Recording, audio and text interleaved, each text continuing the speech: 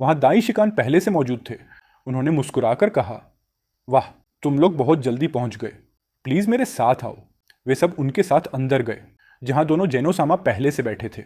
चारों ओर अन्य यूनिवर्स के गॉड नाई गॉड ऑफ डिस्ट्रक्शन, एंजल और सुप्रीम काई कैंडिडेट मौजूद थे। गोकू ने चारों ओर नजर दौड़ाई और तभी उसकी नजर वेजिटा पर पड़ी। वेजिटा, तुम यहां क्या कर रहे हो? वेजिटा ने मुस्कुराते हुए जवाब दिया, ग्रैंड प्रीस्ट खुद मेरे पास आए थे। उन्होंने मुझे ऑफर दिया कि मैं नए गॉड ऑफ डिस्ट्रक्शन में से एक बनूं। उन्होंने बताया कि तुमने भी यह ऑफर एक्सेप्ट कर लिया है, तो मैंने सोचा क्यों ना देख लिया जाए कि सब कैसे चलता है। उन्होंने यह भी कहा कि मेरा प्रदर्शन टूर्नामेंट ऑफ पावर में एक्सीलेंट था, इसलिए मैं इस भूमिका के लिए सूटेबल हूँ। और हाँ, मैंने थोड़ी ट्रेनिंग भी ली है वीस के साथ।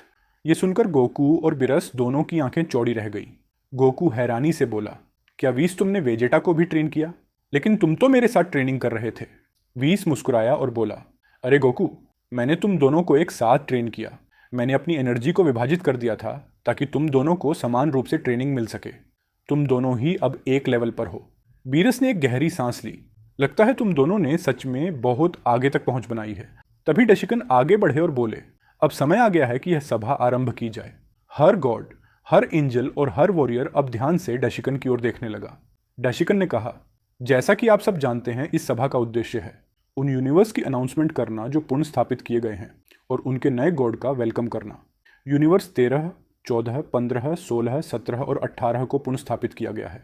यह सब हुआ यूनिवर्स 7 के वॉरियर की इच्छा के कारण, जिसने टूर्नामेंट ऑफ पावर में जीत हासिल की थी। जेनोसामा मुस्कुराते हुए बोले, बहुत अच्छा।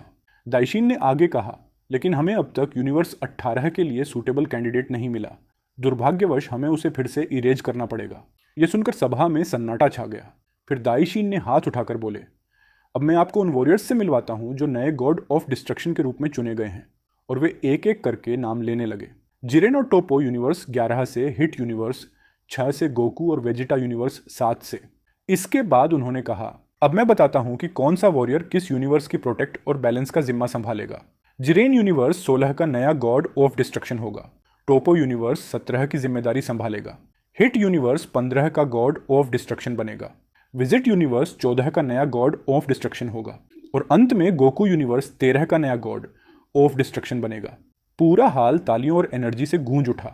दोनों जेनोसामा ने खुशी से कहा, गोकू, वेजिटा, अब तुम दोनों असली गॉड हो गए हो। दाइशिकन मुस्कुराते हुए बोले, बस इतना ही। हम सब ने यह सभा इसलिए रखी थी ताकि आप सब अपने नए साथियों को पहचान सकें। अब आप अपने अपने यूनिवर्स लौट सकते हैं। इसके बाद सभी गॉड अपने अपने एंजल और सुप्रीम काय के साथ अपने यूनिवर्स की ओर लौटने लगे। वेजिटा ने जाते हुए गोकू की ओर देखा। लगता है हमारी अपोनेंट अब गॉड के लेवल पर होगी, ककरूट। गोकू मुस्कुराया, हाँ हाँ, इंतजार रहेगा वेजिटा। वेजिटा अपने यूनिवर्स 14 की ओर रवाना हो गया। अब बारी थी गोकू की। गोकू के सामने एक सुंदर एंजल प्रकट हुई। वह मुस्कुराई और झुककर बोली, आपसे मिलकर खुशी हुई। गोकू सामा, मेरा नाम मिकोशिन है। आपके साथ काम करना मेरे लिए सम्मान की बात है। मुझे विश्वास है कि हम मिलकर इस यूनिवर्स की प्रोटेक्ट बहुत अच्छे से करेंगे। गोकू ने विनम्रता से जवाब दिया, मुझे भी खुशी हुई मियोशिन। मेरा नाम गोकू है। आशा करता हूं कि हम मिलकर इस यूनिवर्स को एक नई दिशा देंगे। मियोशिन मुस्कुराई, निश्चित रूप से गोकू सामा। लेकिन तभी गोकू ने अपने बगल में खड़े सुप्रीम काई की ओर देखा और उसका चेहरा हैरानी से भर गया। उस मल का चेहरा बिल्कुल जमासू जैसा था, वही जमासू जिसने फ्यूचर में ट्रंक्स की दुनिया को तबाह कर दिया था। गोकू तुरंत पीछे हट गया। तुम जमासू, गोकू ने कहा, तुम वही तो नहीं जिसने ट्रंक्स के फ्यूचर को बर्बाद किया था?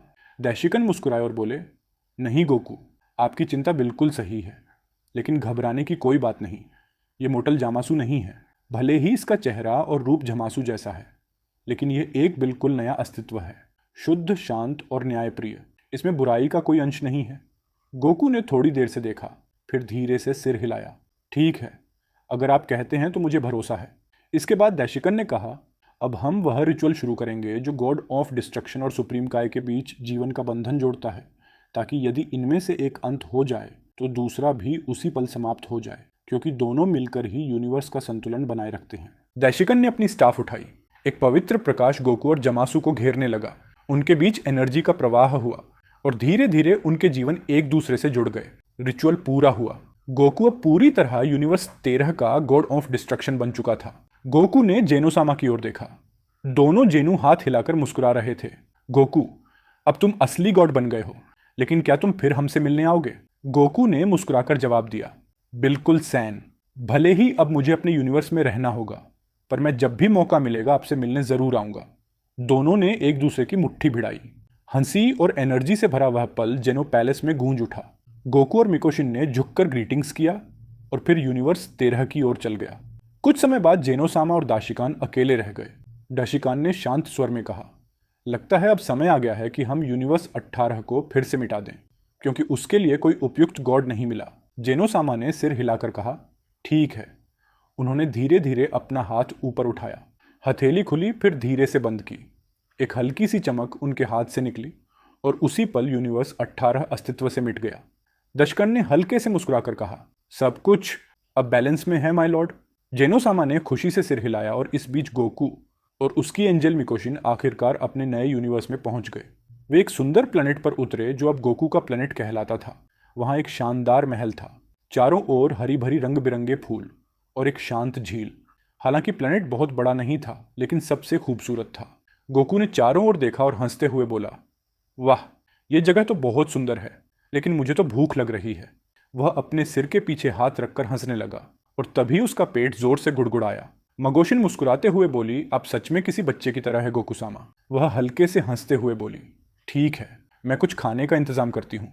जब तक मिकोशिन खाना तैयार कर रही थी, गोकू अपने नए महल के अंदर घूमने लगा। महल बहुत बड़ा था, लंबे गलियारे, ऊंची दीवारें और चारों ओर रहस्यमयी एनर्जी का माहौल। वह इधर उधर टहलते हुए सब कुछ ध्यान से देखने लगा ताकि अपने नए प्लेनेट से परिचित हो सके। चलते चलते गोकू को एक रूम से एनर्जी का एहसास हुआ। वह तुरंत उस दिशा में बढ़ा और जैसे ही अंदर पहुंचा, उसे वहां एक शांत डिवाइन ओरा महसूस हुई। उसे लगा जैसे उस जगह में किसी विशेष एनर्जी का वास हो। वह वहीं कुछ देर के लिए रुक गया, आंखें बंद कर उस एनर्जी को महसूस करता रहा। उसे वहां एक अजीब सी शांति मिली, जैसे उस जगह का कोई गहरा रहस्य हो। थोड़ी देर बाद मैकोन की आवाज आई, गोकू-सामा भोजन तैयार है। जैसे ही गोकू ने यह सुना, वह बिजली की रफ्तार से वहां से निकल पड़ा। उसे इतनी जोर से भूख लगी थी कि वह अब और इंतजार नहीं कर सकता था। टेबल पर तरह तरह के स्वादिष्ट व्यंजन सजे थे। फल, चावल, मांस और सुगंध पे गोकू बिना किसी जिंजर के खाने पर टूट पड़ा, जिसे एक असली सयान वॉरियर करता है। वह तेजी से बड़े बड़े निवाले लेकर खा रहा था, जिससे मिकोशिन और जामासू दोनों हैरान रह गए। मिकोशिन ने मुस्कुराते हुए कहा, गोकू-सामा, आप वाकई में बहुत अनोखे हैं। मैंने किसी गॉड को ऐसे खाते नहीं देखा। गोकू ने हंसते हुए कहा, क्या आप दोनों नहीं खाएंगे? अगर देर की तो खाना ठंडा हो जाएगा और फिर स्वाद नहीं रहेगा। जमासू ने विनम्रता से कहा, यदि आप परमिशन दें तो मैं भी थोड़ा ले लूंगा माय लॉर्ड। यह सुनकर गोकू तुरंत बोला, अरे नहीं नहीं, मुझे माय लॉर्ड मत कहो, बस गोकू कहो। हम सब एक साथ रहेंगे तो बेहतर होगा कि शुरुआत से ही अच्छे दोस्त बन जाए। इतना कहते हुए गोकू ने मुस्कुराकर दोनों को एक एक टुकड़ा मान दिया। मिकोशिन और जमासू हल्के से मुस्कुराए और तीनों ने साथ में भोजन किया। भोजन के बाद गोकू ने पेट पर हाथ रखा और बोला, अब मजा आ गया। इतना स्वादिष्ट खाना तो बरसों बाद खाया। थोड़ी देर बाद जामासू ने विनम्रता से कहा, गोकू-सामा, अगर अनुमति हो तो मैं अपने प्लेनेट लौट जाऊं। मुझे कुछ कार्यों को व्यवस्थित करना है। एक क्रिएशन गॉड के रूप में गोकू ने सिर हिलाया। बिल्कुल जामासू, कोई दिक्कत नहीं। विकोशिन, चलो इन्हें इनके प्लेनेट पर छोड़ आते हैं। विकोशिन मुस्कुराई और बोली, ठीक है, आप दोनों मेरे कंधे पर हाथ रखिए। जैसे ही गोकू और जामासू ने उसके कंधे पर हाथ रखा, मिकोशिन ने अपनी डिवाइन एनर्जी एक्टिव की एक तेज रोशनी फैली और अगले ही पल तीनों सुप्रीम काय के प्लेनेट पर पहुंचे। वहां का एनवायरनमेंट शांत, हरा भरा और एनर्जी से भरा हुआ था। पहुंचते ही जमासू ने मुस्कुराते हुए कहा, आप दोनों का वेलकम है। यात्रा लंबी थी, कृपया थोड़ा आराम कीजिए और एक काली चाय लीजिए। गोकू और मिकोशिन ने खुशी खुशी इन्विटेशन एक्सेप्ट किया। वे एक सुंदर बगीचे में बैठ गए, जहां चारों ओर फूलों की हल्की खुशबू थी। क्षमा करें गोकू-सामा, लेकिन क्या मैं कुछ पूछ सकता हूँ? आप एक समय पर आप साधारण मल थे, फिर आप गॉड ऑफ डिस्ट्रक्शन कैसे बने? ग्रैंड प्रीस्ट ने तो कहा था कि आप पहले एक मल थे। गोकू ने मुस्कुराते हुए सिर हिलाया। हाँ जमासू, तुमने सही सुना। मैं पहले एक साधारण मल था, या कहो एक साइंस। सब कुछ तब शुरू हुआ जब मैं एक बच्चा था। गोकू ने शांत स्वर में अपनी पूरी जीवन कहानी बतानी शुरू की। जब मैं बच्चा था, मेरे माता पिता ने मुझे अर्थ पर भेज दिया था, क्योंकि फिजा नाम का एक अत्याचारी हमारे प्लेनेट वेजिटा को डिस्ट्रॉयड करने वाला था। मैं अर्थ पर बड़ा हुआ, अच्छे लोगों से मिला, बहुत से दुश्मन से लड़ा और बहुत कुछ सीखा। वेजिटा, जो अब यूनिवर्स 14 का गॉड है, एक समय पर मेरा सबसे बड़ा दुश्मन था। हम दोनों ने एक दूसरे से लड़ते हुए बहुत कुछ सीखा। फिर समय बीता गया और हमने मिलकर टूर्नामेंट ओम पावर जीता। उसी के कारण कई यूनिवर्स का अस्तित्व बचा रहा। मिकोशिन और जमासू दोनों ध्यान से सुन रहे थे। गोकू ने आगे कहा, इसके बाद भी मेरी जिंदगी में कई डिफिकल्ट पल आए, यहाँ तक कि मेरी पत्नी के धोखे ने मुझे बहुत तोड़ दिया। लेकिन फिर देशिकन खुद मेरे पास आए। उन्होंने कहा कि जेनोसामा मुझसे बात करना चाहते हैं, और वहीं से मेरी किस्मत बदल गई। जामासू ने गहरी सांस लेते हुए कहा, वाह गोकू सामा, आपने वाकई में अनगिनत लड़ाइयाँ और परीक्षाएं झेली हैं, फिर भी आप हमेशा मुस्कुराते हैं। ये सचमुच अद्भुत है। आपकी एनर्जी अलग है, शुद्ध, सच्ची और दयालु। गोकू ने हल्के से हंसते हुए कहा, जमासू, जिंदगी में बहुत कुछ सीखने को मिला है। मैंने समझा है कि हमें अतीत में नहीं अटकना चाहिए। गलतियाँ, दुख, हार, यह सब हमें और पावरफुल बनाते हैं। और सबसे ज़रूरी है खुश रहना और दूसरों को भी खुश रखना। आपके शब्दों ने मुझे बहुत कुछ सिखाया गोकू सामा। मुझे गर्व है कि मैं आपके साथ काम कर रहा हूँ। गोकू ने मुस्कुराते हुए कहा, अरे अब सामा वगैरह छोड़ दो ना, बस गोकू कहो। इतना कहते हुए उसने जमासू को हल्के से गले लगाया। विकोश ने धीरे से सिर हिलाया और बोली, गोकू सान, अब हमें लौटना चाहिए। कल सुबह आपको अपने गॉड ऑफ डिस्ट्रक्शन के कर्तव्यों की शुरुआत करनी है। तीनों ने अपनी चाय खत्म की, जमासू को विदा कहा और वहां से निकल पड़े। मिकोशन शिन ने अपनी डिवाइन एनर्जी से एक प्रकाश द्वार खोला और दोनों तेजी से यूनिवर्स 13 की ओर लौटने लगे। यात्रा के दौरान, अरे मिकोशन शिन, क्या हमारे यूनिवर्स में भी अर्थ जैसी कोई जगह है, मतलब इंसानों वाला प्लेनेट? मिकोशिन मुस्कुराई और बोली, हाँ गोकू, हमारे यूनिवर्स में 2 प्लेनेट हैं जो अर्थ जैसे हैं। पहला प्लेनेट 5 अलग अलग प्रजातियों में बटा है, dragon, angel, Fallon angel, demon और इंसान। वहाँ की दुनिया बहुत मिस्टीरियस है। गोकू की आंखें चौड़ी हो गई। वह 5 प्रजातियां एक ही प्लेनेट पर, यह तो बहुत ज़्यादा दिलचस्प लग रहा है। मैकोशिन ने हल्के से हंसते हुए कहा, और दूसरा प्लेनेट तुम्हारी पुरानी अर्थ जैसा ही है, लेकिन वो दुनिया कुछ साल पीछे है। वहाँ का माहौल मिडिल युग जैसा है। वहाँ पर डीमन, एंजल और इंसान रहते हैं। गोकू का चेहरा उत्साह से चमक उठा। दोनों जगहें तो बहुत मज़ेदार लगती हैं। क्या वहाँ पावरफुल वॉरियर भी है? मैं मिलना चाहूँगा उनसे। मिकोशन ने सिर हिलाते हुए जवाब दिया, हाँ गोकू, धरती 2, पर 2 सबसे ताकतवर मोर्टल है। एक है डीमन किंग और दूसरी है सुप्रीम गॉड। कहा जाता है कि अगर ये दोनों साथ भी लड़े तो भी वे मेरे पावर का सिर्फ 10% हिस्सा महसूस कर पाएंगे। गोकू ने मुस्कुराते हुए बोला, अच्छा तो वहाँ कोई खास पावरफुल वॉरियर नहीं है, लेकिन कोई बात नहीं, मैं फिर भी वहाँ जाना चाहूँगा। देखना चाहता हूँ कि वहाँ के लोग कैसे हैं, और अगर वे कभी खतरे में हो तो उनका बैलेंस बनाए रखना मेरा कर्तव्य है, क्योंकि अब मैं जीवन और डिस्ट्रक्शन दोनों का रक्षक गॉड हूँ। मिकोशिन ने सिर हिलाया, ठीक है, प्लीज़ मेरे कंधे पर हाथ रखिए। हमारी यात्रा लगभग 30 मिनट में पूरी होगी। दोनों ने अपनी एनर्जी एक साथ केंद्रित की और पल भर में प्रकाश की तेज किरण बनकर अर्थ 2 की ओर रवाना हो गए। इसी समय यूनिवर्स साथ में गोटेन कामे हाउस में मास्टर रोशी के साथ ट्रेनिंग कर रहा था। समुद्र की लहरें उठ रही थीं और सूरज की किरणें उन दोनों पर सो पड़ रही थीं। मास्टर रोशी ने पूछा, अरे गोटेन बताओ तो सही, तुम अचानक इतना डिफिकल्ट ट्रेनिंग क्यों कर रहे हो? अभी तो अर्थ पर कोई खतरा भी नहीं है। गोकू और वेजिट दोनों गॉड बन चुके हैं, तो चिंता किस बात की? गोटेन ने एक पल को रुककर मुस्कुराते हुए जवाब दिया, इसीलिए तो मास्टर रोशी पापा और वेजिटा अब गॉड है। पर पापा ने मुझे सिखाया था कि एक सयान कभी भी अपनी रक्षा ढीली नहीं छोड़ता। उन्होंने कहा था हमेशा तैयार रहो, क्योंकि खतरा तब आता है जब तुम सोचते हो कि सब ठीक है। और मैं चाहता हूं कि जब पापा दोबारा मुझसे मिले तो वो गर्व से कहें, तुम अब सच में एक वॉरियर बन गए हो। गोटेन मास्टर रोशी ने उसकी बात सुनकर हल्के से मुस्कुराया। उसके चेहरे पर इमोशंस उभर आई, मानो वह छोटे गोकू को फिर से अपने सामने देख रहा हो। वह सोचने लगा, यह लड़का बिल्कुल अपने पिता जैसा है। वही जोश, वही मासूमियत और वही पवित्र दिल। उन्होंने हल्की हंसी के साथ कहा, गोटेन, मेरे पास अब तुम्हें सिखाने के लिए कुछ नया नहीं है। तुम अब इस बूढ़े से ज़्यादा पावरफुल हो चुके हो।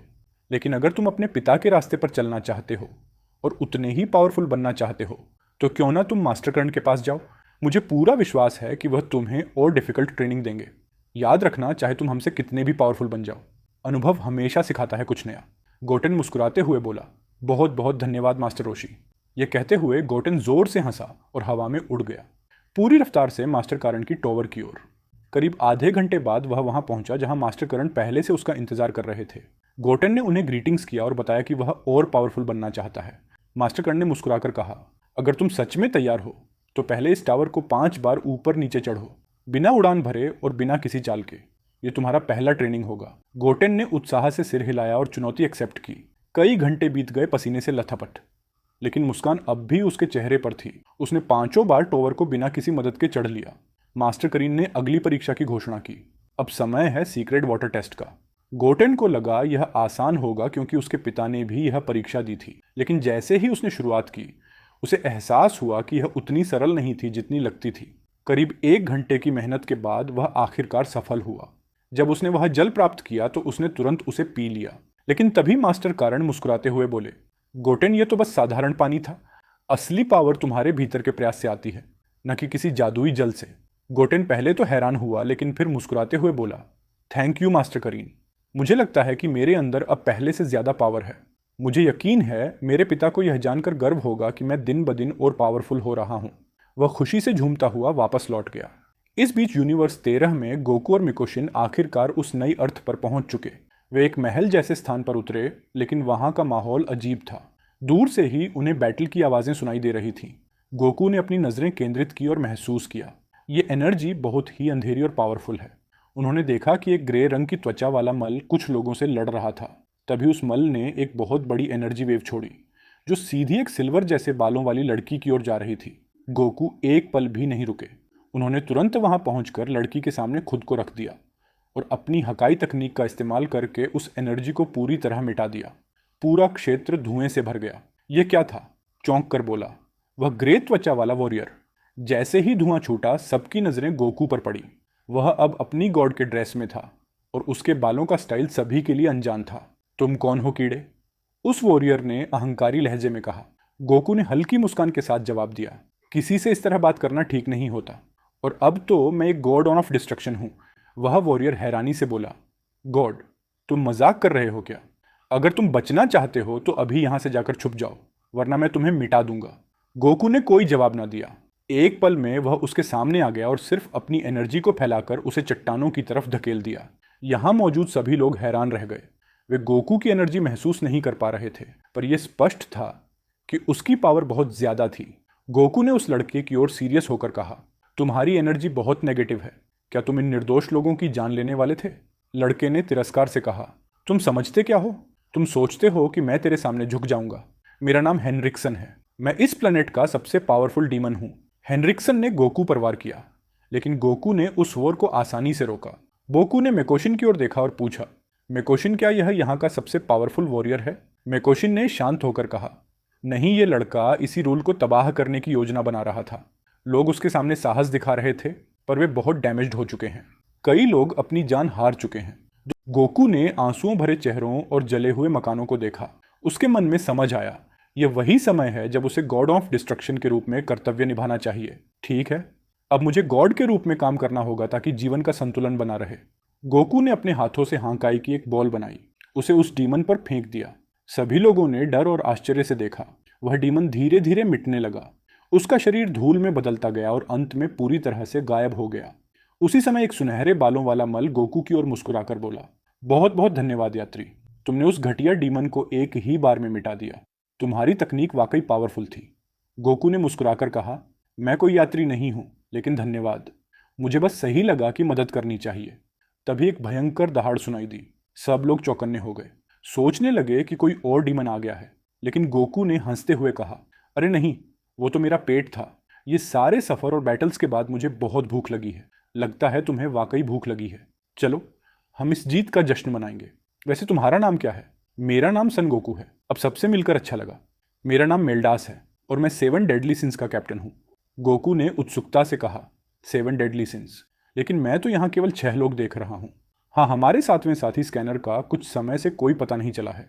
हम उसकी खोज में हैं। गोकू ने सिर हिलाते हुए मुस्कुराकर कहा, समझ गया। वैसे जैसा मैंने पहले कहा, मेरा नाम सन गोकू है, लेकिन तुम सब मुझे सिर्फ गोकू कह सकते हो। क्यों ना तुम और तुम्हारी दोस्त मेरे साथ चलो। चलो सब मिलकर जश्न मनाते हैं।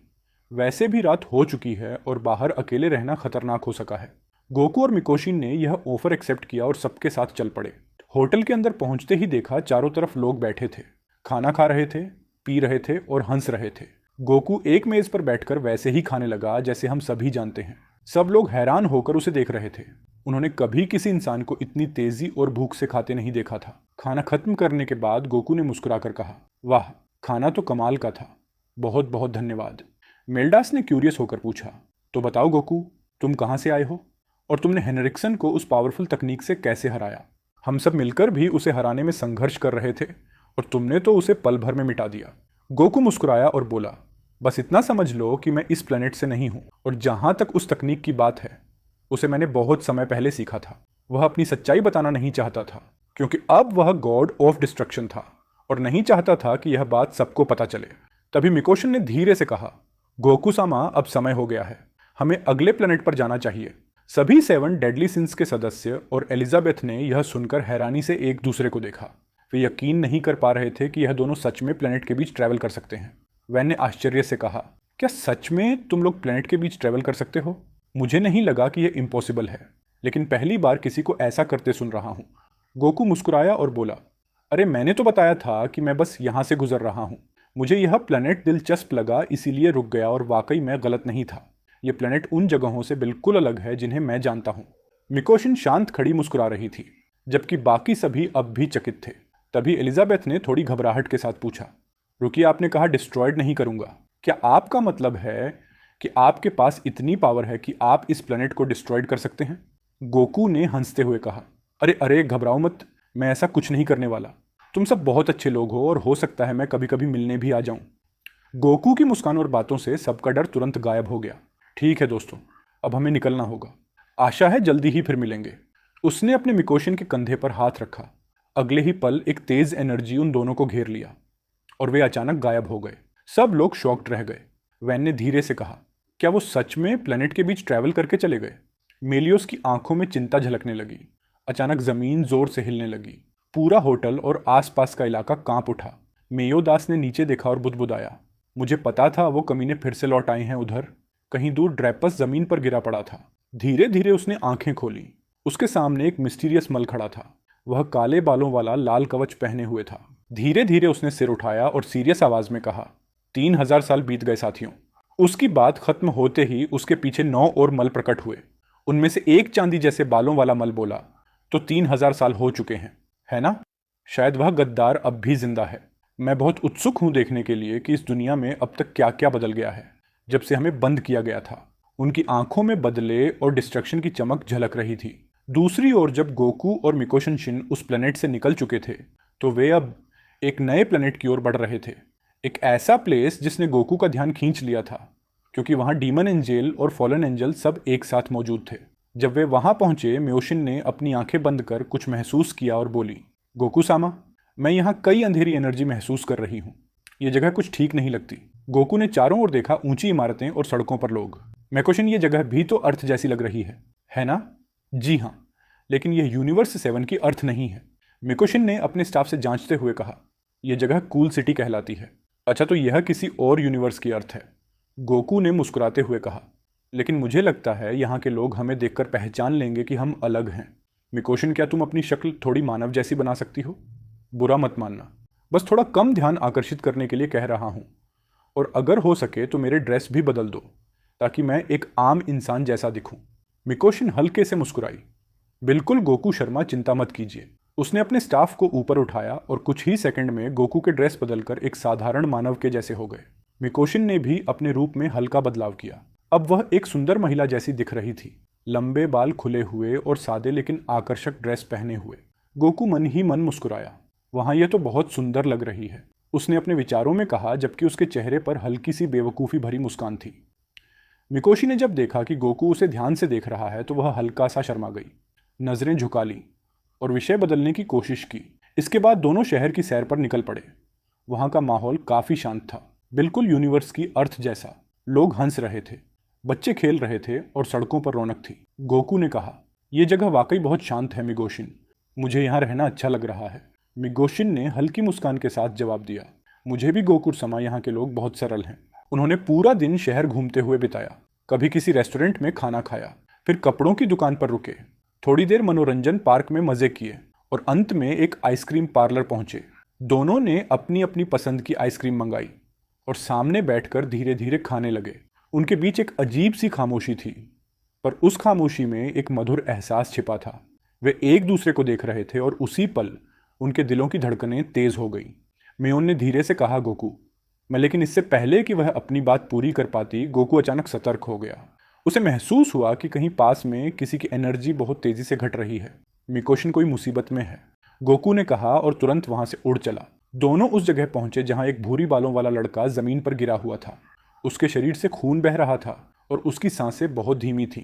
गोकू ने घुटनों के बल बैठकर कहा, यह मरने वाला है, लेकिन मैं इसे बचा सकता हूँ। उसने अपनी आंखें बंद की और तुरंत सुपर साइन गॉड में बदल गया। गोकू ने अपना हाथ उस लड़के के पेट पर रखा, धीरे धीरे अपनी डिवाइन एनर्जी प्रवाहित की, जिससे उसकी गहरी चोट भरने लगी और उसका शरीर फिर से एनर्जी से भर गया। कुछ ही पल में लड़के की सांसें सामान्य हो गई। वह अब सिर्फ बेहोश था, लेकिन खतरे से बाहर। तभी पीछे से तेज और ठंडी आवाज सुनाई दी। क्यों तुमने ऐसा क्यों किया उस लड़के के लिए? गोकू ने मुड़कर देखा। वहां एक लड़की खड़ी थी जो एक बहुत चमकदार और अजीब ड्रेस पहने हुए थी।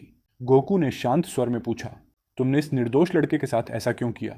उसने तुम्हारा क्या बिगाड़ा था? लड़की ने सीरियस भरे लहजे में जवाब दिया, और तुम्हें क्या फर्क पड़ता है मूर्ख इंसान? अगर मरना है तो बस कह दो, मैं तुम्हारी मदद कर दूंगी। यह कहते ही उसकी काली पंखों की एक जोड़ी निकल आई। वह कोई साधारण इंसान नहीं बल्कि एक फॉलन एंजल थी। गोकू का चेहरा सीरियस हो गया। आखिरी बार पूछ रहा हूं, उस पर हमला क्यों किया तुमने? लड़की ने ठंडी हंसी हंसते हुए कहा, वैसे भी तुम ज्यादा देर जिंदा नहीं रहोगे तो बता ही देती हूं। वो लड़का एक खतरा है। उसके भीतर एक छिपी हुई एनर्जी है, इतनी पावरफुल कि वह खुद गॉड का मुकाबला कर सकता है। मेरे सीनियर ने आदेश दिया था कि उसे खत्म कर दूं, इससे पहले कि उसकी असली पावर जाग जाए। गोकू ने भौंने चढ़ाते हुए कहा, ओह, तो यह लड़का गॉड के लेवल तक पहुंच सकता है? दिलचस्प। उसके चेहरे पर एक हल्की मुस्कान थी, लेकिन उसकी आंखों में अब युद्ध की सीरियस उतर आई थी। तभी बिना चेतावनी के लड़की ने तेज रोशनी की भाला बनाई और उसे गोकू की ओर फेंक दिया। भाला आसमान को चीरता हुआ उसकी ओर आया, पर गोकू ने उसे आसानी से चकमा दे दिया। लड़की चौंक गई। क्या यह कैसे हो सकता है? तुम बस किस्मत वाले थे इंसान। अब देखना दोबारा ऐसा नहीं होगा। उसने और भी बड़ी एनर्जी की चमकती हुई भाला बनाई और पूरी पावर से गोकू की ओर फेंक दी, लेकिन इस बार गोकू ने भाले को हवा में ही पकड़ लिया। उसकी दोनों हथेलियों से भाले की रोशनी धुंधली पड़ गई। गोकू ने शांत लेकिन सख्त आवाज में कहा, तुम बहुत निर्दयी हो, अब बस करो। पलक झपकते ही वह लड़की के सामने आ गया और एक तेज पंच मारा, जिससे उसका सांस रुक गया और वह पीछे की ओर गिर पड़ी। जमीन पर गिरते ही हाँफने लगी। उसी पल वहां से एक और लड़की प्रकट हुई, लाल लंबे बालों वाली। वह लड़के के ऊपर झुककर अपना हाथ उसके सीने पर रखती है। लड़की ने लड़के को संभाला और धीरे से कहा, तुम ठीक हो जाओगे, सोचो मत।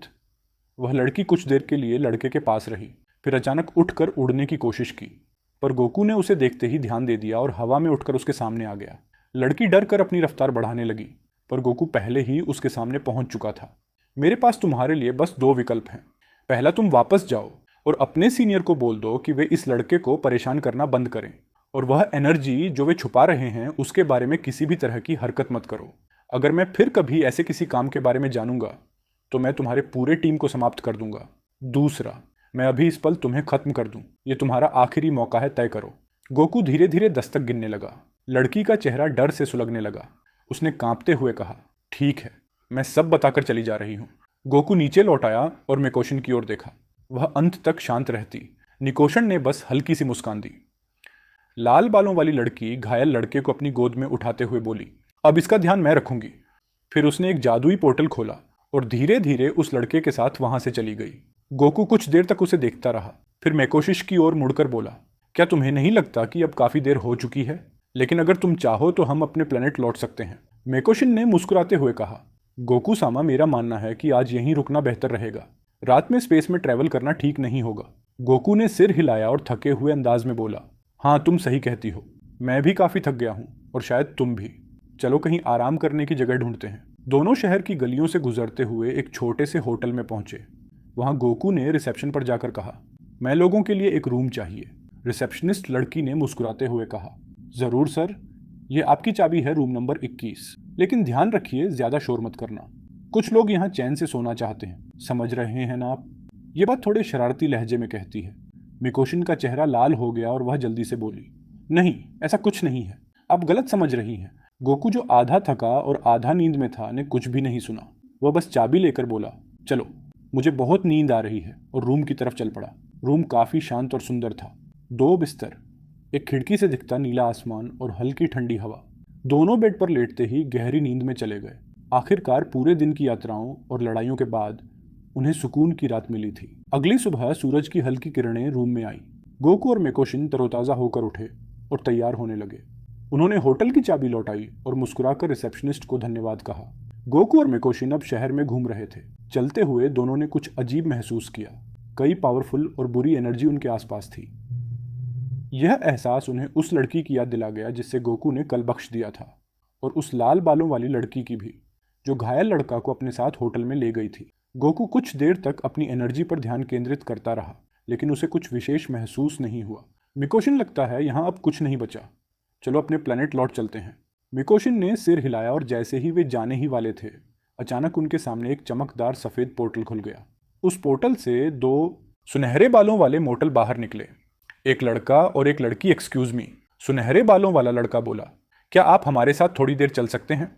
गोकू ने उसकी ओर देखा। उसकी एनर्जी पहले मिली, लड़की से कहीं ज्यादा पावरफुल थी। तुम्हें किसी से बात करने से पहले अपना नाम तो बताना चाहिए, है ना? गोकू ने मुस्कुराते हुए कहा। लड़का हल्के से झुका और बोला, आप बिल्कुल सही कह रहे हैं, मेरा नाम माइकल है और ये मेरी बहन गैब्रियल है। दोनों ने एक साथ ग्रीटिंग्स किया। गोकू ने भी मुस्कुराते हुए जवाब दिया, मेरा नाम गोकू है और ये मेरी साथी में कोशिश है। लेकिन तुम लोग इस तरह अचानक हमारे सामने क्यों आए हो? माइकल ने शांत आवाज में उत्तर दिया, दरअसल मिस्टर गोकू, हम हेवन के लीडर हैं। कुछ समय पहले हमने एक पावरफुल एनर्जी महसूस की थी, इतनी पावरफुल कि हमारे और फॉरेन एंजल के किंग दोनों ने उसे महसूस किया। वह एनर्जी थोड़े ही समय के लिए प्रकट हुई, लेकिन उसकी पावर अनबिलीवेबल थी। इसीलिए हम आपको एक बैठक में इनवाइटेड करना चाहते हैं, ताकि आप हमें यह बता सके कि आपके इस वर्ल्ड में आने का उद्देश्य क्या है। गोकू ने हल्की मुस्कान से बोला, समझ गया, लगता है मैंने ज़रूरत से ज़्यादा एनर्जी निकाल दी थी, लेकिन तुमने हेवन के लीडर और फॉलन एंजल का जिक्र किया, यह बात दिलचस्प लगती है। ठीक है, मैं तुम्हारे साथ चलूंगा। माइकल ने सिर झुकाकर कहा, बहुत अच्छा, प्लीज़ हमारे साथ खड़े हो जाइए ताकि हम जादुई बॉल एक्टिव कर सकें। उसकी ज़रूरत नहीं है, तुम लोग आगे बढ़ो, मैं खुद ही पहुंच जाऊंगा। माइकल और गैब्रियल ने एक दूसरे को देखा और फिर जादुई बॉल बनाकर गायब हो गए। कुछ ही पलों में वे एक विशाल इमारत में पहुंचे जो किसी ऑफिस जैसी लग रही थी। वहां पहले से ही कई पावरफुल मल मौजूद थी, जिनमें फॉलन एंजल्स का लीडर अज़जेल और डीमंस का किंग सरसेस भी शामिल थे। तो माइकल अज़जेल ने मुस्कुराते हुए कहा, क्या तुम उस अद्भुत एनर्जी वाले व्यक्ति से मिल पाए? क्या वह आने वाला है? उसने कहा था कि कुछ ही पलों में पहुंच जाएगा, लेकिन सच कहूं तो मुझे नहीं पता कि वह वाकई आएगा या नहीं। उसी समय तेज रोशनी के साथ अचानक हवा में हलचल हुई और अगले ही पल गोकू और मेकोशिन वहां प्रकट हो गए। सब चौंक गए क्योंकि उन्होंने कोई जादुई बॉल नहीं देखा था। गोकू ने मुस्कुराते हुए कहा, ठीक है, अब मैं आ गया हूं, बताओ किस बारे में बात करनी है? अजाजल ने आगे बढ़कर कहा, आज से मिलकर सम्मानित महसूस कर रहा हूं। मेरा नाम अजाजल है, मैं फॉलन एंजल का लीडर हूं। फिर एक सीरियस लेकिन शालीन आवाज आई, मैं सरसेस डीमन का किंग हूं और यह मेरी बहन रियाज ग्रेमोरी है। गोकू ने हल्की मुस्कान के साथ कहा, मेरा नाम गोकू है और ये मेरी साथी और मैकोशिन है। अजय जेल ने विनम्रता से इनवाइटेड करते हुए कहा, गोकू क्या आप बैठ सकते हैं? हमें आपसे कुछ सवाल पूछने हैं, पर अगर आप ना चाहें तो हमें कोई आपत्ति नहीं। गोकू और मिकोशिन दोनों बैठ गए। माफ कीजिए गोकू, पर हम आपकी प्रेजेंट महसूस नहीं कर पा रहे हैं, खासकर हम डीमन। उल्टा सिर्फ माइकल ही आपकी प्रेजेंट महसूस कर पाया। ऐसा क्यों है? गोकू ने मुस्कुराते हुए समझाया, मैं कहूं तो मेरी एनर्जी डिवाइन है। केवल वे जो किसी एनर्जी डिवाइन या गॉड जैसा पावर लेवल रहते हैं, वे ही मेरी प्रेजेंट महसूस कर पाएंगे। किसी ने हैरानी में पूछा, डिवाइन एनर्जी मतलब क्या आप कोई गॉड हैं? गोकू ने शांत होकर उत्तर दिया, हाँ, आप यही समझ लीजिए, मैं एक गॉड हूं। इस बात को सुनकर वहां मौजूद सभी लोग चकित हो गए। अदजेल ने फिर कहा, अब समझ आया कि आपने उस फॉलन एंजल को इतनी आसानी से हरा दिया, पर एक बात समझ में नहीं आई, अगर आप उसे मार भी सकते थे तो आपने ऐसा क्यों नहीं किया? क्या आप नहीं सोचते कि वे लोग फिर कोई षड्यंत्र कर सकते थे? गोकू ने सीरियस आवाज में कहा, मैंने उस लड़की से कहा कि वह अपने लीडर को बता दे, और अगर मैंने फिर कभी ऐसा कुछ सुना कि वे किसी को तंग कर रहे हैं तो मैं खुद उन सबको खत्म कर दूंगा। मेरा फर्ज है कि मैं इस यूनिवर्स में जीवन का संतुलन बनाए रखूं। अजय जेल ने गहरी आवाज में पूछा, जीवन का संतुलन, इसका क्या मतलब है? अगर किसी प्लेनेट पर बस बर्बरता, डिस्ट्रक्शन और नफरत भरी जिंदगियां ही हो जहां कोई अच्छा जीवन कायम ना रहे, तो ऐसे प्लेनेट का अस्तित्व बनाए रखना ठीक नहीं। ऐसे मामलों में यह मेरी जिम्मेदारी है, यह तय करना कि वह प्लेनेट बना रहे या मिट जाएगा। सरल शब्दों में, मैं एक गॉड ऑफ डिस्ट्रक्शन हूं। अज़िल के चेहरे पर डर और हैरानी दोनों साफ दिखने लगे। ये तो वाकई मेरे समझ से परे है। अगर तुम सचमुच प्लेनेट को बिना किसी तकलीफ के मिटा सकते हो तो यह हमारे लिए चिंताजनक है। तभी सरसेस गुस्से में खड़ा हुआ और बोला, क्या यह सच है? क्या कोई मल यहाँ इतना पावरफुल है कि वह एक पूरा प्लेनेट मिटा दें? वह एक कदम आगे बढ़ा और गोकू पर वार करने लगा, पर गोकू ने केवल एक उंगली से उसके वार को रोक दिया। वह सीन देखकर वहां सब लोग शॉक्ड रह गए। गोकू ने सख्त आवाज में कहा, क्या तुम किसी गॉड को चुनौती दे रहे हो? अगर मैं चाहूं तो अभी इस पल तुम्हारी जान ले सका हूं, और यह तुम्हें मेरी एबिलिटीज का सिर्फ एक बहुत छोटा सा हिस्सा ही दिखाएगा। सर्सेस के चेहरे पर तुरंत डर फैल गया। उसी समय रियाज ग्रेमोरी ने घबराए हुए कहा, प्लीज मेरे भाई को कुछ मत कीजिए। मिस्टर गोकू, हम सच में किसी इतने पावरफुल मल को पहले कभी नहीं देखे हैं। हमारा इरादा अपमान करना नहीं था। गोकू ने सीरियस होकर सबको चेतावनी दी, कभी भी किसी दुश्मन को कम मत आंकना, खासकर जब तुम उसके बारे में कुछ भी नहीं जानते। ये मेरा छोटा सा सुझाव है। वास्तव में अभी मैं बस दूसरे प्लेनेट पर जाना चाहता हूँ। हो सकता है मैं बाद में वापस आऊँ। मेकोशिन ने कहा, गोकू सामा, अब हमें चलना चाहिए। वह गोकू के बगल में आकर खड़ी हो गई और गोकू ने अपनी हाथ मिकोशिन के कंधे पर रखा। जाने से पहले गोकू ने रियाज ग्रेमोरी की ओर देखा और कहा, एक बात, वह भूरा बालों वाला लड़का जिसे मैंने कल बचाया था उसका ख्याल रखना। मैंने उसके बाएं हाथ में एक सील लगी हुई एनर्जी महसूस की। अगर वह उस एनर्जी को काबू में कर ले तो बहुत पावरफुल बन सकता है। इतना कहकर गोकू और मेकोशिन पलक झपकते ही गायब हो गए। गोकू और मेकोशिन जैसे ही उस प्लेनेट से रवाना हुए और अगले गोल की ओर बढ़े, जो लगभग 20 मिनट दूर था, अचानक कुछ अजीब हुआ। किसी अजनबी ने मिकोशिन पर जोरदार वार किया। मिकोशिन एक पल में रुक गई। गोकू ने हैरानी से देखा कि क्या हो रहा है। तभी उसे भी सीने में एक तेज पंच मारा। वह दर्द से खून थूकते हुए पीछे हट गया। धीरे धीरे उन्होंने सामने नजर डाली। वहां एक मिस्टीरियस मल खड़ा था, जिसने गॉड ऑफ डिस्ट्रक्शन जैसी ड्रेस पहन रखी थी। उसके हरे चमकते हुए आंखें और चेहरा आधा छिपा हुआ था। वह धीमे स्वर में बोला, तुमसे इतनी जल्दी मुलाकात होगी, ये मैंने नहीं सोचा था सोनगू, लेकिन चिंता मत करो, अभी हमारा सामना होने का समय नहीं आया है। वह समय जल्द ही आएगा, बहुत जल्द। यह कहकर वह मिस्टीरियस मल अचानक गायब हो गया। मेकोशी तुरंत गोकू की ओर दौड़ी, जो अब बेहोश होकर तैर रहा था। उसने तेजी से पास के प्लेनेट की ओर उड़ान भरी, ताकि थोड़ी देर वहां टिक सके और सिचुएशन को समझ सके। प्लेनेट पर उतरते ही गोकू जमीन पर गिर पड़ा। उसकी सांस धीमी थी और शरीर पर चोटों के निशान थे। निकोन घबरा गई। यह हमला सामान्य नहीं था। आखिर यह कौन था? क्या कोई नया दुश्मन आने वाला है? इस बीच यूनिवर्स से मेन कैप्सूल कॉरपोरेशन के अंदर बुल्मा ने सबको एक स्वादिष्ट भोजन के लिए इनवाइटेड किया था। वहां बिरस और भैंस आराम से बैठे हुए थे। वाकई बुल्मा, तुम्हारा धन्यवाद। यह खाना तो गजब का है, बिस मुस्कुराते हुए बोला, जबकि बिरस पहले से ही स्वादिष्ट पकवानों पर टूट पड़ा था। कुछ देर बाद गोटेन और ट्रंक्स वहां पहुंचे। उन्होंने उत्साहित होकर विस से पूछा, मास्टर विस, क्या आप हमें ट्रेनिंग दे सकते हैं? तुम दोनों ट्रेनिंग क्यों लेना चाहते हो बच्चों? गोटेन ने सीरियस चेहरे से जवाब दिया, क्योंकि जब से मेरे पापा और मिस्टर वेजिट अब अर्थ पर नहीं है, हमने महसूस किया कि हमारा प्लेनेट अब सुरक्षित नहीं रहा। अगर कोई दुश्मन आया तो हमारे पास उसे रोकने की ताकत नहीं होगी, इसलिए हम और पावरफुल बनना चाहते हैं। रिस कुछ पल के लिए चुप रहा, फिर बोला, मैं तुम्हें ज़रूर ट्रेनिंग दे सकता हूँ, लेकिन मुझे नहीं पता कि तुम्हारी माएँ इसके लिए राज़ी होंगी या नहीं। और फिर हमें लॉर्ड बिरस के प्लेनेट पर जाना होगा। मुझे यकीन नहीं कि उन्हें यह पसंद आएगा। विस को याद आया कि गोकू और वेजिटा को भी बिरस का भरोसा जीतने में कितना समय लगा था। उसने बुल्मा की ओर देखा। उसने मुस्कुराते हुए सिर हिलाया, इशारा करते हुए कि उसे कोई आपत्ति नहीं। फिर बिस ने बिरस की तरफ देखा। बिरस ने भी धीरे से सिर हिलाकर इजाज़त दे दी। ठीक है, विस ने मुस्कुराते हुए कहा, अगर सब राज़ी हैं तो मैं तुम्हारा टीचर बनूंगा। अब मैं तुम्हें सिखाऊंगा कि अपनी पावर को कैसे सही दिशा में इस्तेमाल करना है। गोटेन और ट्रंक्स यह सुनकर खुशी से उछल पड़े। दोनों ने अपनी अपनी माँ को अलविदा कहा और लॉर्ड मिरर्स के प्लेनेट की ओर रवाना हो गए।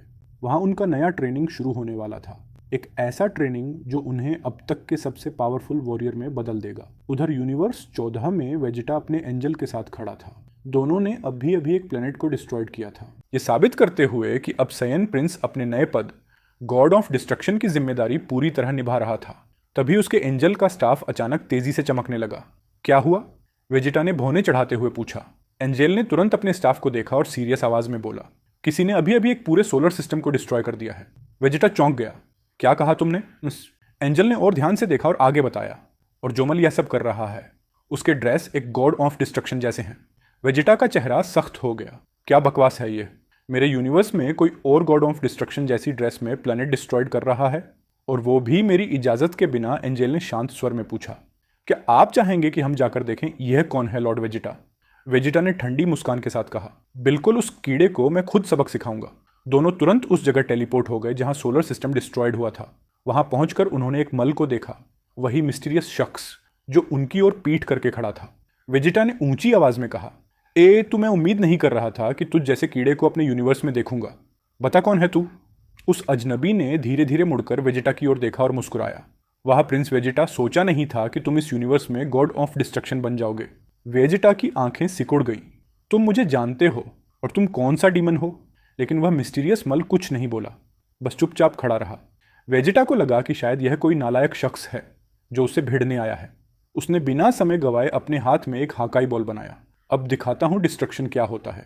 वेजिटा ने अपनी पूरी पावर से हाकाई बॉल उस व्यक्ति पर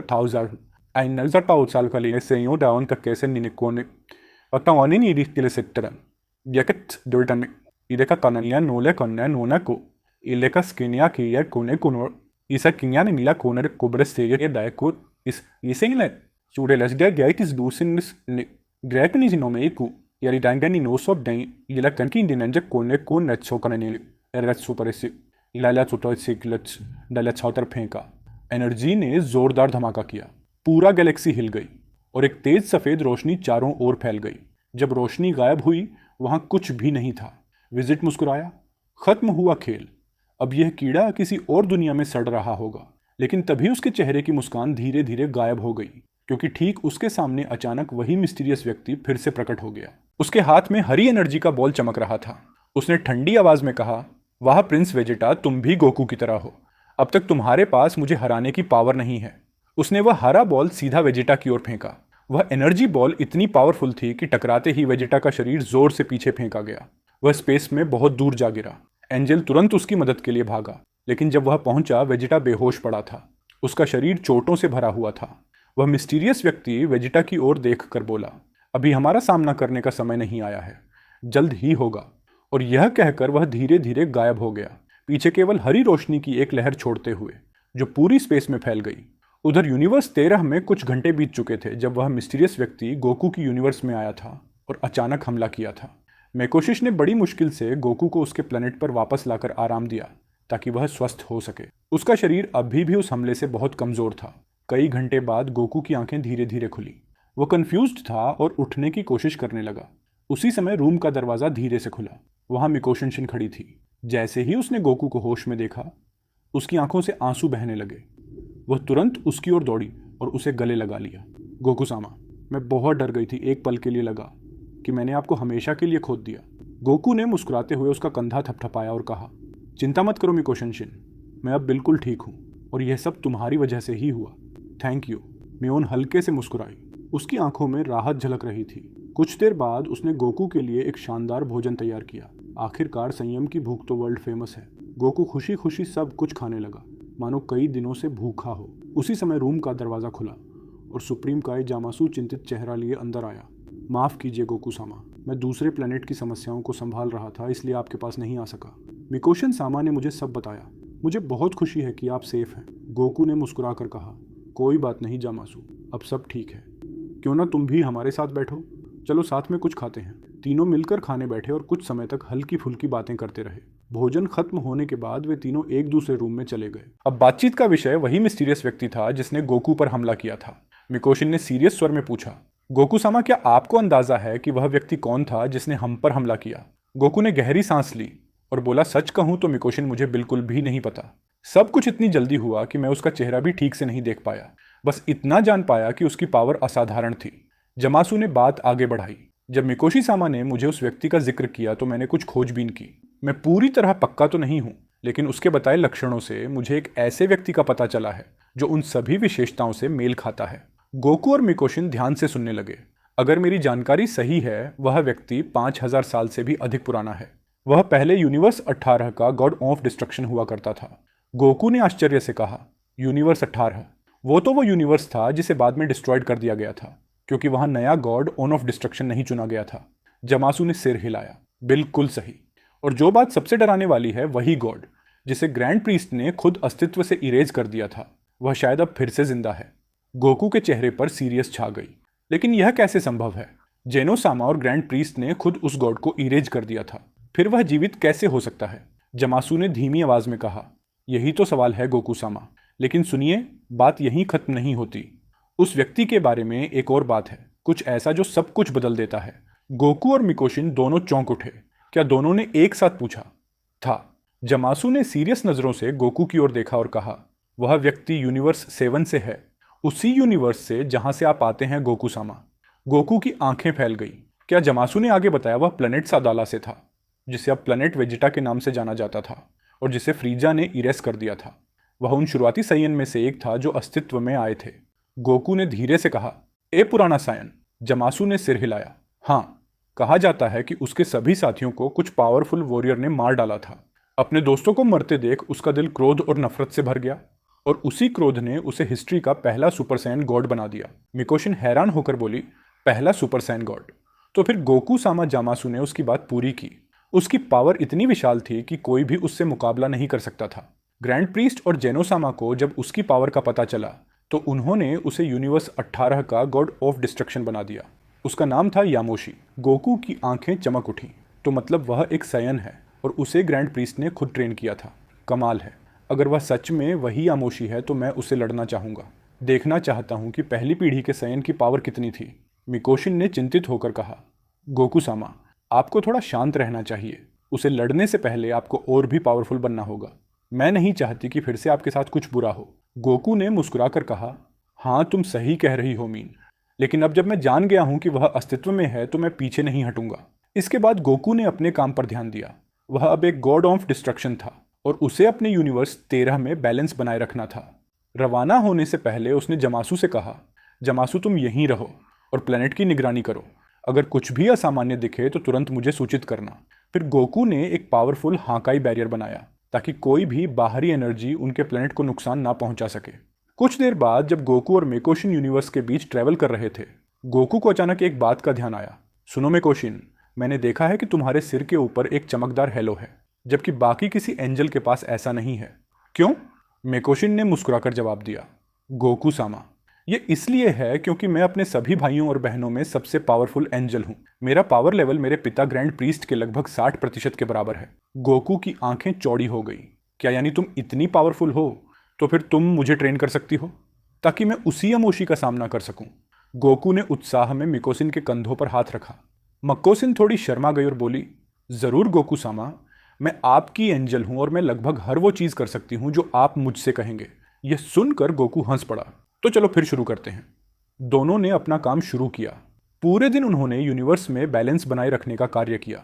दिन समाप्त होने के बाद वे सैयन प्लेनेट पर लौट आए ताकि कुछ आराम कर सकें। उन्हें पता था कि अगले ही दिन से गोकू की असली ट्रेनिंग शुरू होने वाली है। उधर यूनिवर्स 7 में गोटेन और ट्रंक्स एक दोस्ताना मुकाबला कर रहे थे। बस यह देखना चाहता था कि दोनों ने अब तक कितना पावरफुल बन चुके हैं। दोनों वॉरियर ने अपनी मुट्ठियां भिड़ाई और फिर एक दूसरे को एक साथ चेहरे पर पंच मारा। दोनों जोर से पीछे की ओर उड़ गए और चट्टानों से टकराए, जिससे जमीन पर छोटे छोटे गड्ढे बन गए। भिस मुस्कुराया और दोनों के पास गया। उसने अपनी एनर्जी से उनकी एनर्जी फिर से वापस कर दी और बोला, अच्छा काम, अब के लिए इतना ही काफ़ी है। मैंने देख लिया है कि तुम दोनों अपनी सीमाएं कहाँ तक बढ़ा सकते हो। इसके बाद भिस उन्हें एक रेस्ट रूम में ले गया ताकि वे थोड़ी देर आराम कर सकें। इधर यूनिवर्स 13 में गोकू ने अपने भोजन समाप्त किए और फिर नहाने चला गया। उसने अपने पुराने ड्रेस पहने क्योंकि जेनोसामा ने उसे अनुमति दी थी कि वह गॉड ऑफ डिस्ट्रक्शन की ड्रेस के बजाय अपने सायन ड्रेस पहन सकता है ताकि वह आराम महसूस करे। रूम से बाहर निकलते ही उसे म्योसिन दिखाई दी जो उसका इंतजार कर रही थी। मगोसिन मुस्कुराकर बोली, क्या आप अपने डिफिकल्ट ट्रेनिंग के लिए तैयार हैं गोकू सामा? गोकू हल्का सा स्ट्रेचिंग करते हुए मुस्कुराया ही था कि तभी अचानक ढाई शिकन वहां प्रकट हो गए। उन्होंने विनम्र स्वरों में कहा, अचानक आने के लिए क्षमा चाहता हूँ। कुछ ही मिनटों में एक इंपॉर्टेंट बैठक होने वाली है। आपकी प्रेजेंट आवश्यक है। इतना कहकर दाई शिकन वहां से गायब हो गए। मिकोशिन हल्के से मुस्कुराई और बोली, लगता है ट्रेनिंग अभी के लिए टल गया। गोकू हंसते हुए बोला, कोई बात नहीं, और भी समय मिलेगा। फिलहाल चलो जामासू को बुलाते हैं। उसकी तकनीक से हम पल भर में जेनो पैलेस पहुंच जाएंगे। दोनों जामासू के प्लेनेट पहुंचे। जामासू चाय पीते हुए किताबें पढ़ रहा था। वह यामोशी के बारे में और जानकारी जुटा रहा था। जामासू चौंक कर बोला, अरे आप लोग यहाँ क्या? उस मिस्टीरियस व्यक्ति के बारे में कुछ नया मिला? गोकू ने कहा, जामासू, हमें जेनो पैलेस जाना है। ग्रैंड प्रीस्ट ने अब भी बुलाया है, एक इंपॉर्टेंट मीटिंग है। जामासू तुरंत खड़ा हुआ और बोला, जरूर, आप दोनों मेरे कंधों पर हाथ रखें। मैं अब भी कई तकनीक का उपयोग करता हूँ। तीनों ने एक साथ हाथ रखा और पलक झपकते ही जेनो पैलेस पहुंच गए। जैसे ही वे प्रकट हुए, गोकू दोनों जेनोसामा दौड़ते हुए आए और खुशी से गोकू को गले लगा लिया। धीरे धीरे सभी गॉड ऑफ डिस्ट्रक्शन और उनके एंजल भी पहुंचने लगे और अपनी अपनी जगह पर बैठ गए। सबके मन में एक ही सवाल था, आखिर इतनी अचानक किस लिए बुलाया गया? दैशिकान आगे आए और बोले, हमने आप सबको यहाँ एक बहुत इंपॉर्टेंट कारण से बुलाया है। जब सुपर ड्रैगन बॉल से सभी इरेज हुए यूनिवर्स को वापस लाया गया, तब यूनिवर्स 18 भी पुनर्जीवित हो गया। ये सुनकर सभी गॉड चौंक गए। दैशिकान ने आगे कहा, असल चिंता यह है कि यूनिवर्स 18 का पुराना गॉड ऑफ डिस्ट्रक्शन यामोशी भी फिर से जीवित हो चुका है और उसकी एनर्जी में अब भी अंधकार की पावर मौजूद है। सभी गॉड के चेहरे पर तनाव साफ दिख रहा था। वे जानते थे कि यामोशी कितना खतरनाक है। चांपा ने घबराकर पूछा, फिर हम क्या करें? क्या आप चाहते हैं कि हम सब मिलकर उस पर हमला करें? दाइशिकन ने सिर हिलाया, नहीं, जहां तक मैंने देखा है अभी तक उसने केवल 3 वॉरियर में दिलचस्पी दिखाई है। अगर वह चाहता तो अब तक कई गॉड को खत्म कर देता। गोकू, वेजिट और जेरेन उसकी बात सुनकर चौंक गए। आखिर वह आदमी कितना पावरफुल है? क्या वह गोकू और वेजिटा से भी ज्यादा पावरफुल है? जिरेन ने सीरियस स्वर में पूछा। दशकन ने गहरी सांस ली और बोला, मैं कहूंगा वह मेरी पावर जितना या शायद मुझसे भी अधिक पावरफुल है। यह सुनकर सभी सतर्क हो गए, क्योंकि दाइशिकन मजाक कभी नहीं करता।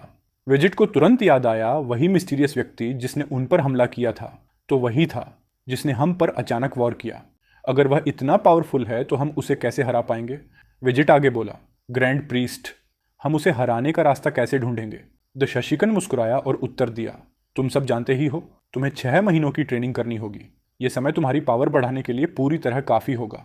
जिरेन ने पूछा, अगर वह बीच में आकर हमारी ट्रेनिंग में बाधा डाल दे, अभी की हमारी पावर से क्या हम जरा भी मुकाबला कर सकते हैं? दशिकन शांत स्वर में बोला, चिंता मत करो, मुझे लगता है वह खुद चाहता है कि तुम सब ओवर पावरफुल बनो। अगर वह चाहता तो उस दिन गोकू और वेजिटा को कभी भी खत्म कर सकता था, पर उसने नहीं किया क्योंकि वह असली बैटल चाहता है।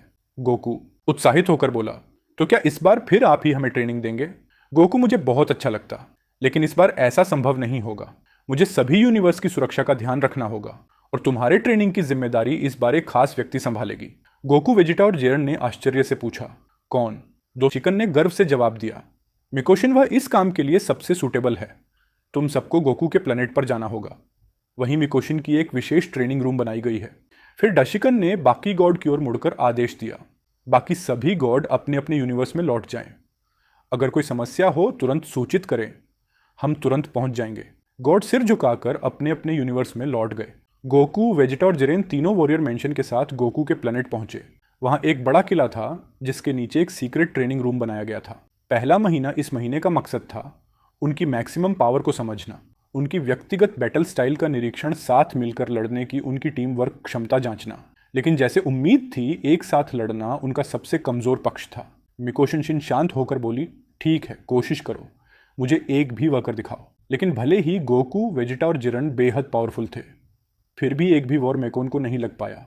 पूरा महीना बीत गया। अब दूसरे महीने की शुरुआत हुई। इस महीने मेकोन ने कहा, सिर्फ पावर ही काफी नहीं, बैटल में लंबे समय तक टिकना भी जरूरी है। इसलिए उन्होंने भारी वजन वाले ड्रेस पहना दिए और उन्हें बेसिक एक्सरसाइज करवाई। लगातार दौड़ो, पुशअप्स, ऊंची छलांगे, बिना रुके पावर कंट्रोल हर दिन और हर सेकंड थकान की हद तक ट्रेनिंग।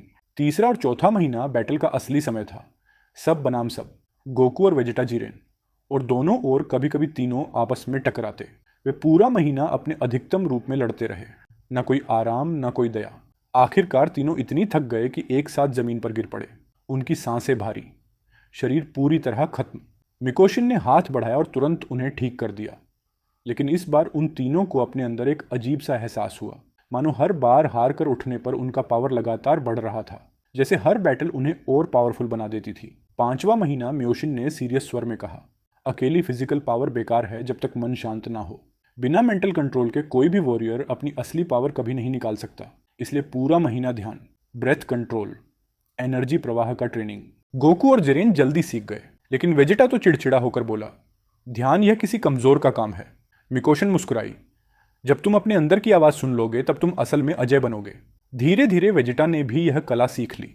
5 महीने बाद मेकोशिश तीनों वॉरियर को देखते हुए मन ही मन बोली, कम समय में ही इतनी बड़ी पावर। अब यह लोग मेरे पिता के लेवल के भी 40% तक पहुंच चुके हैं। अगर यह टीम बनकर लड़े तो इन्हें कोई नहीं रोक पाएगा। वह मुस्कुराई क्योंकि उसे विश्वास था, यह तीनों अब यमोशी को हराने के लिए तैयार हैं।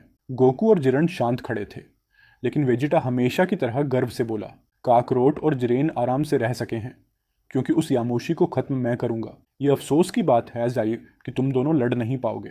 वेजिटा के इस घमंडी अंदाज पर मेकोन ने तुरंत उसे जवाब दिया, वेजिटा सामा, मैं याद दिला दूं कि इस ट्रेनिंग में गोकू ने आप और जेरन से भी ज़्यादा पावर हासिल की है, और अगर तुम एक एक करके लड़ोगे तो इस ट्रेनिंग का क्या फ़ायदा? क्या तुम सच में चाहते हो कि तुम्हारा फैमिली और सभी यूनिवर्स इरेज हो जाए? उसकी बात सुनकर वेजिटा का घमंड ठंडा पड़ गया और वह चुपचाप सहमत हो गया। अब बस सही समय का इंतजार था। इसी समय एक दूर प्लेनेट पर एक स्पेसक्राफ्ट धीरे धीरे उतरा। उसे बाहर निकले दो लोग, एक नारंगी त्वचा वाला वॉरियर और एक हरे रंग की महिला। चलते चलते वे एक कब्रनुमा गुफा तक पहुंचे। अंदर एक बूढ़ा मलकैद था। बूढ़ा डर कर चीखा, क्या तुम हमें बचाने आए हो?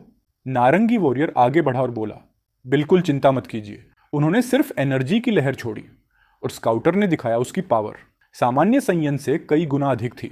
वे दोनों उसे अपने जहाज में ले आए और उस प्लेनेट से निकल गए। कुछ ही देर बाद वे एक बहुत बड़े स्पेसशिप पर पहुंचे, जहां पहले से ही सम्राट फ्रीजा इंतजार कर रहा था। नारंगी वॉरियर ने झुककर कहा, लॉर्ड फ्रीजा, हम बहुत पावरफुल लोगों को लेकर आए हैं, जैसा आपने आदेश दिया था। फ्रीजा ने मुस्कुराते हुए कहा, तुमने बहुत अच्छा काम किया है। फ्रीजा ने ध्यान से दोनों को देखा और तुरंत पहचान गया। ये सयान है, पर मैं इन्हें पहचान क्यों नहीं पा रहा? तुम्हारा नाम क्या है? बूढ़े सयन ने जवाब दिया, मेरा नाम पैरागस और ये मेरा बेटा ब्रोली है। फ्रीजा की आंखें चमक उठीं। इस लड़के के अंदर एक पावरफुल एनर्जी छिपी है। यही वह हथियार है जिसकी मुझे तलाश थी, उन दोस्त सयन से बदला लेने के लिए। बातचीत में पैरागस ने भी अपनी नफरत व्यक्त की। मैं वेजिट और उसके पिता किंग वेजिट से बदला लेना चाहता हूँ, चाहे वह अब जीवित ना हो, पर उसकी नस्ल अब भी जिंदा है। फ्रीजा और पैरागस का लक्ष्य अब एक था, वेजिट और बाकी सयन का अंत। उधर चिल्लाई, लेमो और ब्रोली साथ में थे। चिल्लाई और लेमो ये देखकर हैरान रह गए कि ब्रोली ने कभी पानी तक नहीं पिया था। उनके लिए पानी पीना आम बात थी, पर ब्रोली को उसका स्वाद ही किसी दूसरी दुनिया जैसा लगा। चिल्लाई ने कहा, अरे ब्रोली, ये पुरानी सी खालें क्यों पहन रखी हैं? इन्हें उतार क्यों नहीं देते? चिल्लाई ने जैसे ही ब्रोली की कमर पर बंधी खाल को छूने की कोशिश की, ब्रोली तुरंत गुस्सा हो गया। वह चीज़ उसके लिए बहुत खास थी। ब्रोली ने उन्हें उसकी कहानी सुनाई, जिससे पता चला कि वह खाल बहुत प्रिय साथी की याद थी। लेमो और चिल्लाई दोनों यह समझ गए कि ब्रोली के पिता उसका इस्तेमाल एक हथियार की तरह करते हैं, न कि एक बेटे की तरह। दूसरी ओर बिरस भीस और दोनों सयान गोटेन और ट्रंक्स ने अभी अभी अपना ट्रेनिंग पूरा किया था। गोटेन ने विनम्रता से पूछा, क्या आप हमें कुछ समय के लिए अर्थ पर ले जा सकते हैं? हम थोड़ा घूमना चाहते हैं। भीस ने मुस्कुराते हुए कहा, जरूर। वे सभी अर्थ पर पहुंच गए। गोटेन और ट्रंक्स बुलमा से मिलने दौड़े। बुलमा उन्हें देखकर बहुत खुश हुई, क्योंकि कई दिनों बाद दोनों उससे मिलने आए थे।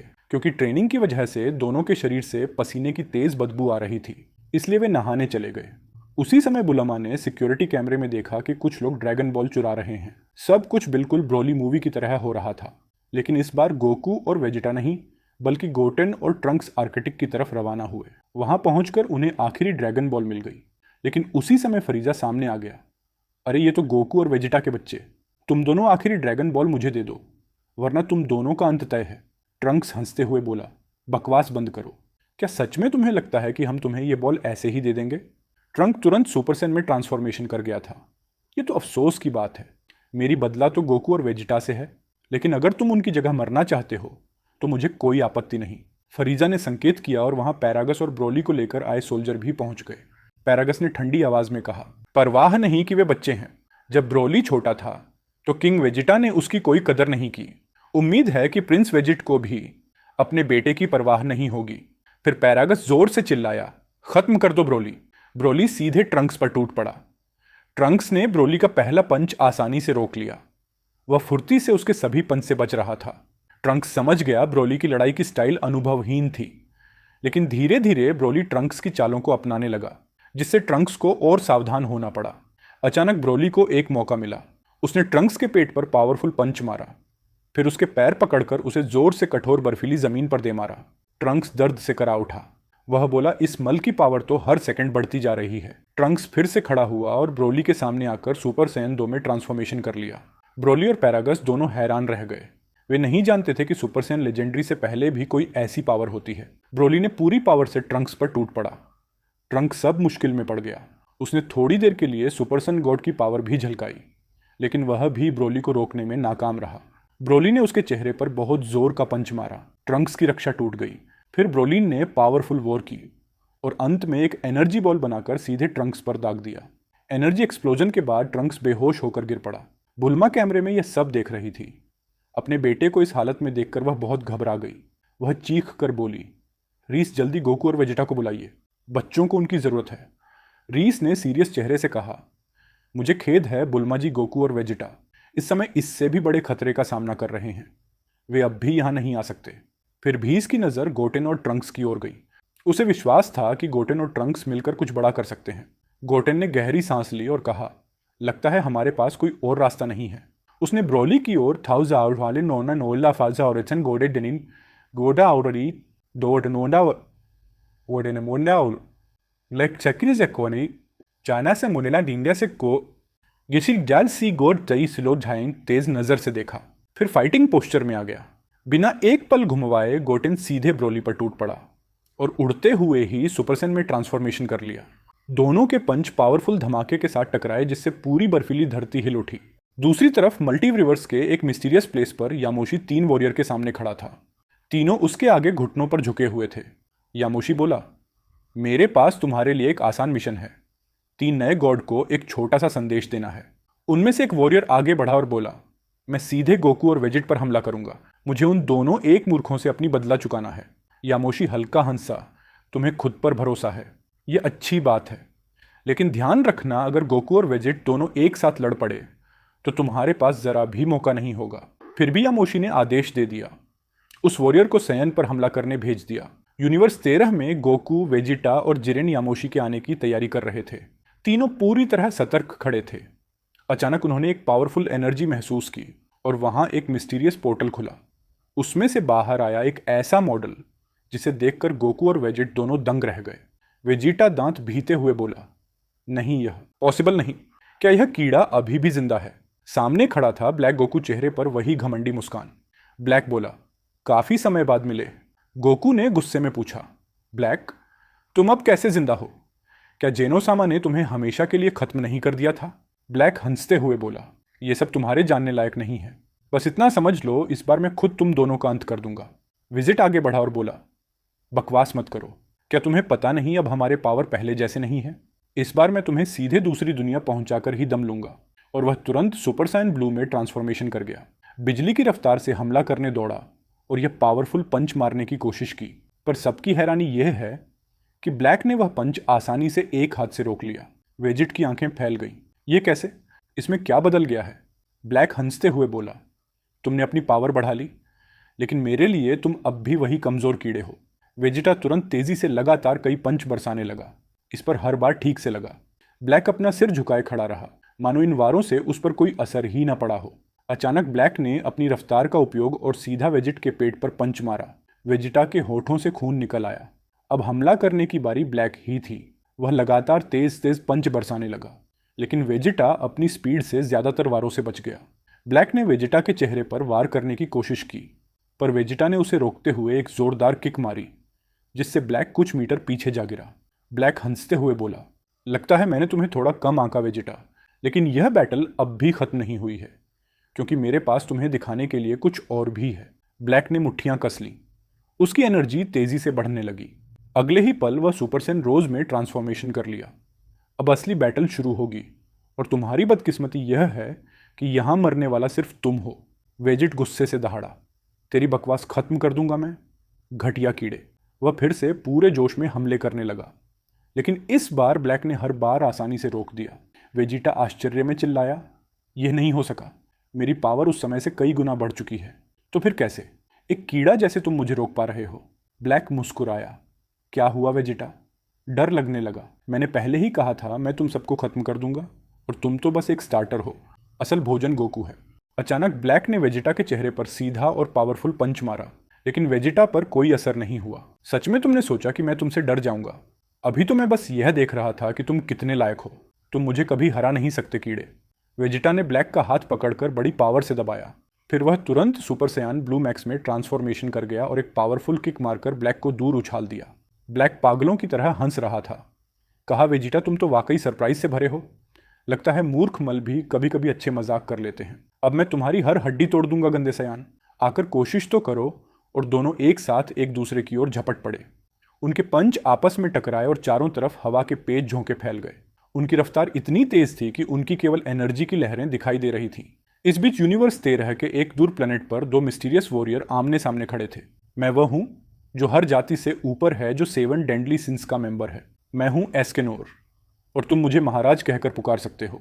लाल आर्मर्ड पहने वॉरियर की साथी लड़की थोड़ा हंसते हुए बोली, वाह, एक और 7 डेडली सिंस। मैंने किसी इंसान में इतनी घमंड भरी पावर कभी नहीं देखी।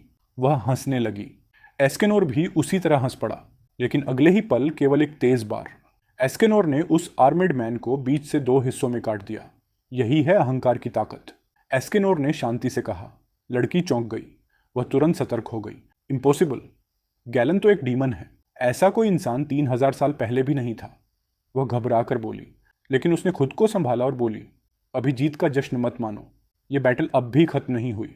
गैलन फिर से अपने शरीर को जोड़कर सामान्य रूप में लौट आया। वह गुस्से में एस्केनोर को घूरने लगा। डीमन सब जातियों से ऊपर होते हैं। तुम हमें कितना भी रोकने की कोशिश करो, हमें कभी हरा नहीं पाओगे।